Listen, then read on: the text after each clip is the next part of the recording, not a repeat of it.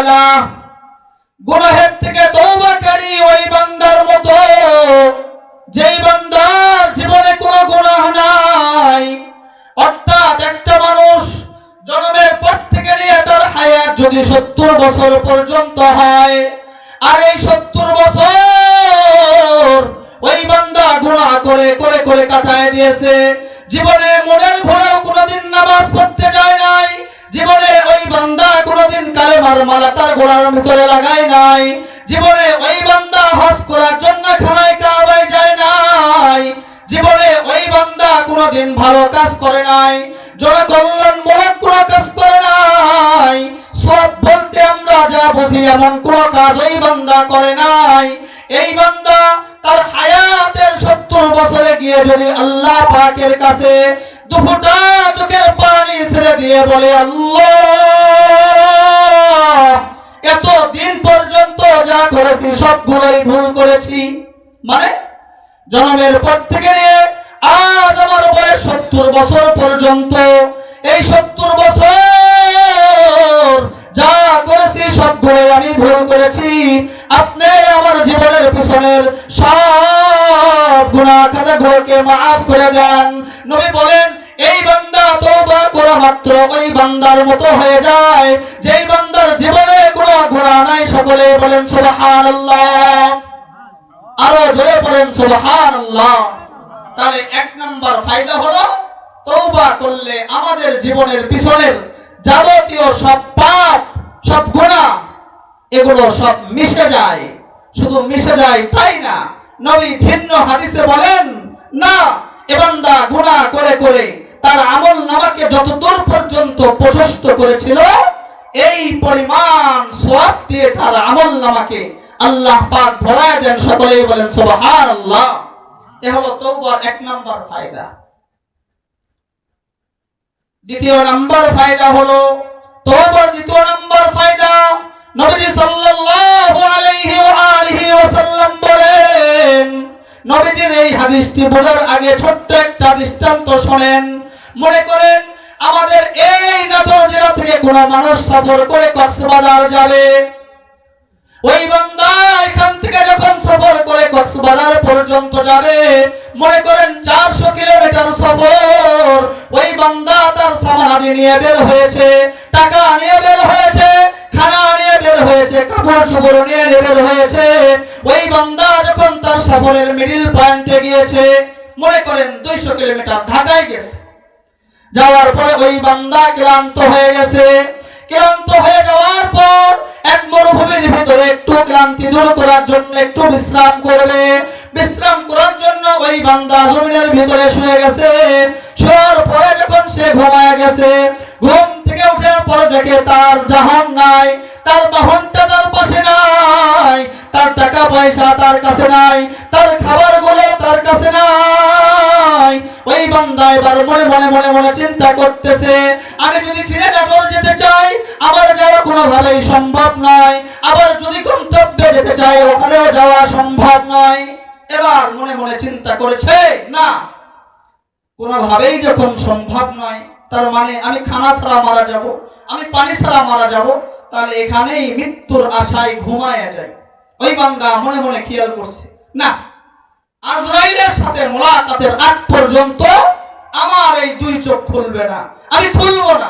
আমি আসমানের দিকে তাকাইলে তো আমার আফসোস হয়, আমি যখন জমিনের দিকে তাকাই আমার আফসোস হয়, ডানে তাকালেও আফসোস, বামে তাকালেও আফসোস, সামনে তাকালেও আফসোস, পিছনে তাকালেও আফসোস।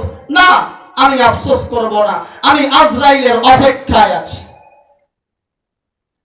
ওই বান্দা কিছুক্ষণ পর তার অজান্তেই তার চোখ খুলে গেছে। মনে মনে আল্লাহ পাকের কাছে তওবা করেছে, আল্লাহ আমার জীবনের গুনাহগুলোকে আপনি মাফ করে দেন। ওই বান্দা নিরাশ হয়ে আজরাইলের অপেক্ষায় এখন ঘুমায় আছে। তার মনের অজান্তেই তার চোখ যখন খুলে গেছে, তখন ওই বান্দা তার সামনে দেখে তার সামানাদিগুলো সবগুলোই উপস্থিত। সব সামানাদি পাওয়ার পরে, মানে হারানো জীবন পাওয়ার পরে মানুষ যে পরিমাণ খুশি হয়, নবীজি হাদিসে বলেন, হাদিস আছে বুখারী শরীফের মধ্যে, আল্লাহর নবী বলেন, লাল্লাহু আসাদ্দু ফারহাতান বিতাওবাতি আবদিহি, আল্লাহ পাকের কোন গুনাহগার বান্দা, যেই বান্দা গুনাহ করে করে তারা আমলনামা নাপাক করেছে, ওই বান্দাও যখন আল্লাহ পাকের কাছে তওবা করে, আল্লাহ পাক হারানো জীবন পাওয়া বান্দা থেকেও বেশি খুশি হন। সকলেই বলেন সুবহানাল্লাহ। তাহলে তওবার দ্বিতীয় নাম্বার ফায়দা হলো আসমান জমিনের মালিক আল্লাহ সন্তুষ্ট হয়, এজন্য আমাদের তওবা করতে হবে। তৃতীয় নাম্বার কথা, কতক্ষণ পর্যন্ত তওবা করলে আল্লাহ কবুল করবেন এটা জানতে হচ্ছে। তার কারণ আপনি আমি জানি এ দুনিয়ার ভিতরে যতগুলো নাফরমান এসেছিল তার ভিতরে এক বড় নাফরমানের নাম হলো ফিরআউন। এই ফিরআউনও মৃত্যুর আগে আল্লাহ পাকের কাছে তওবা করেছে, কিন্তু আল্লাহ পাক তওবা করে নাই। এজন্য নাটোরা সিঙ্গার ভাই, আমাদের জানতে হবে কতক্ষণ পর্যন্ত তওবা করলে আল্লাহ পাক তওবা কবুল করবেন। হাদিসটি আসছে সুনানে তিরমিজির ভিতরে, হাদিসটি আসছে আবু দাউদ শরীফের ভিতরে।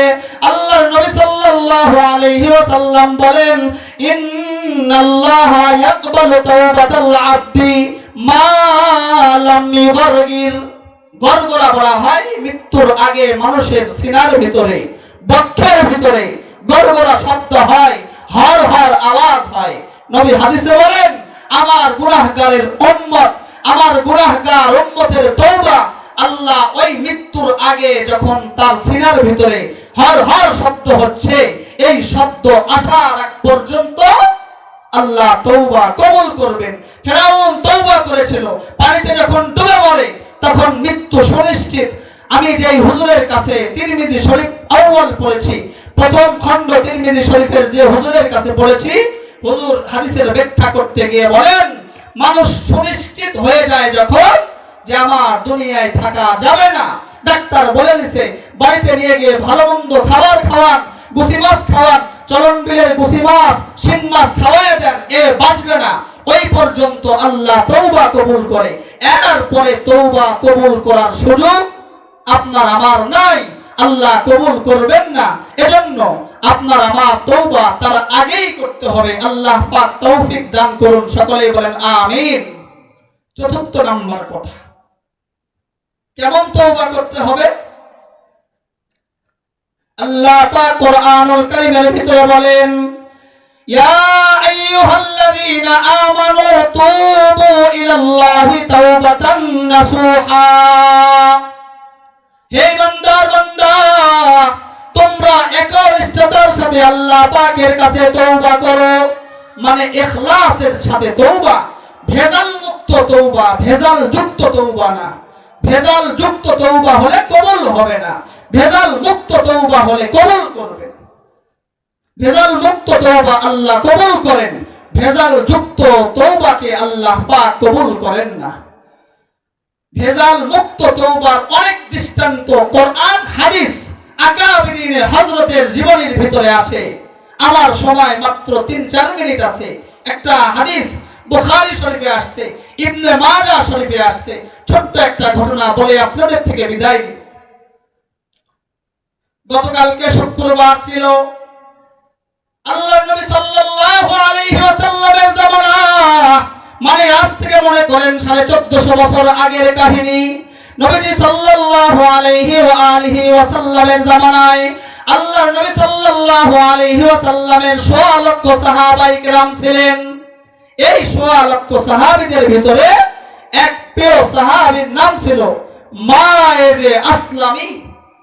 মায়েজে আসলামী রাসূলের কাছে আসছেন, আসার পরে বলেন, ইন্নী জানাইতু ইয়া রাসূলুল্লাহ, ইন্নী হালাকতু নাফসি ইয়া রাসূলুল্লাহ। ওগো আল্লাহর হাবিব, আমি তো নিজেকে ধ্বংস করে দিয়েছি, আমি তো ধ্বংস হয়ে গেছি। নবী বলেন, কি হয়েছে? উনি বলেন, আমি জিনা করেছি। নবী মনে করেন বিশ্বাস করে নাই মতো ভাব, বলে না তুমি জিনা করো নাই। মায়েজে আসলামী বলে, হুজুর আমি জিনা করেছি। নবী বলেন, না তুমি আমার সামনে থেকে সরো। নবী মুখ ফিরায় নিয়েছেন। মায়েজে আসলামী একবার ডান দিক, একবার বাম দিক, একবার পিছন দিক গিয়ে জিনার ইকরার করেছে, স্বীকারোক্তি দিয়েছে যে হুজুর আমি জিনাই করেছি। আল্লাহর নবী বলেন, তুমি বিবাহিত সাহাবী, ইসলামী শরীয়ত বলে কোন মানুষ জিনা করার পরে 4 জন মানুষ যদি সাক্ষী দেয় অথবা এক মানুষ ও চারজন মানুষের কাছে গিয়ে স্বীকারোক্তি দেয়, তার শাস্তি হলো দুনিয়া থেকে প্রস্তর আঘাতে পাথর মেরে দুনিয়া থেকে বিদায় করা হবে। ঠিক শুক্রবারের দিন আসরের নামাজের পরে মসজিদে নববীর সামনে এক বুক পরিমাণ খনন করা হলো। নবীজি একদম ভারাক্রান্ত হৃদয়ে মসজিদে নববী থেকে দূরে চলে গেছেন। আমার সামনে আমার প্রিয় সাহাবী মায়েসকে পাথর মেরে দুনিয়া থেকে বিদায় করা হবে, আমি সহ্য করতে পারবো না। নবী চলে গেছেন, একটু পরে ফিরে আসছেন, আসার পরে জিজ্ঞাসা করেন আমার মায়েদের কি হালাত। এক প্রিয় সাহাবী দাঁড়ায় বলেন, হুজুর আমরা আপনার আদেশ পালন করার জন্য মায়েসকে গর্তের ভিতরে ফেলায়া পাথর মারতেছিলাম, কিন্তু মায়েস গর্ত থেকে উঠে দৌড় দিয়েছে। আমরা তার হাতে পায়ে রশি লাগাইয়া আবার ধরে গর্তের ভিতরে ফেলাইছি। এরপরে আমরা সকলেই মিলে তাকে পাথর মেরে মেরে দুনিয়া থেকে বিদায় করে দিয়েছি। আল্লাহর নবী সাল্লাল্লাহু আলাইহি ওয়াসাল্লাম এতক্ষণ পর্যন্ত ভারাক্রান্ত হৃদয় ছিলেন, তার মন খারাপ ছিল। এখন নবীজির জবান ভারী হয়ে গেছে, দুফোঁটা চোখের পানি ঝরঝর ঝরঝর করে পড়তেছে। নবীজি বলেন, কেন তোমরা এমন করেছো? আল্লাহর নবী বলেন, তোমরা চাইলে মায়েসকে ছেড়ে দিতে পারতে, তার কারণ আমার মায়েস খালেস দিলে আল্লাহ পাকের কাছে তওবা করেছিল, আল্লাহ পাক তার জীবনের সমস্ত গুনাহগুলোকে maaf করে দিয়েছিল। সকলেই বলেন সুবহানাল্লাহ। কেমন তওবা? হাদিসটি আছে বুখারী শরীফের ভিতরে। আল্লাহর নবী সাল্লাল্লাহু আলাইহি ওয়াসাল্লাম বলেন, লাকাদ তাবা তাওবাতান লাউ কুসিমাত আলা আহলিল মাদিনাতি লাওয়াসাতুহুম। আল্লাহর নবী বলেন, আমার মায়ের যেমন খালেস দিলে আল্লাহ পাকের কাছে তওবা করেছে, এই তওবা যদি মদিনাবাসীর উপরে ভাগ করে দেওয়া হয় আর মদিনাবাসী আজ থেকে নিয়ে কিয়ামত পর্যন্ত জিনা করে করে করে কাটায়া দেয়া যায়, তাহলে তাদের নাজাতের জন্য আমার এক মায়ের তওবাটাই যথেষ্ট হয়ে যাবে। সকলে বলেন সুবহানাল্লাহ। হাদিসটি আরেকটি অংশ ইবনে মাজাহ শরীফের মধ্যে আছে। আল্লাহর নবী বলেন, লাকাদ তাবা তাওবাতান লাউ কুসিমাত আলা আহলিস সামাওয়াতি ওয়াল আরদি লাওয়াসাতুহুম। আমার মায়েস এমন খালেস দিল আল্লাহ পাকের কাছে তওবা করেছে, এই তওবা যদি ভাগ করে দেওয়া হয় তাহলে পুরা দুনিয়াবাসী যারা গুনাহগার তাদের নাজাতের জন্য যথেষ্ট হয়ে যাবে। সকলেই বলেন সুবহানাল্লাহ।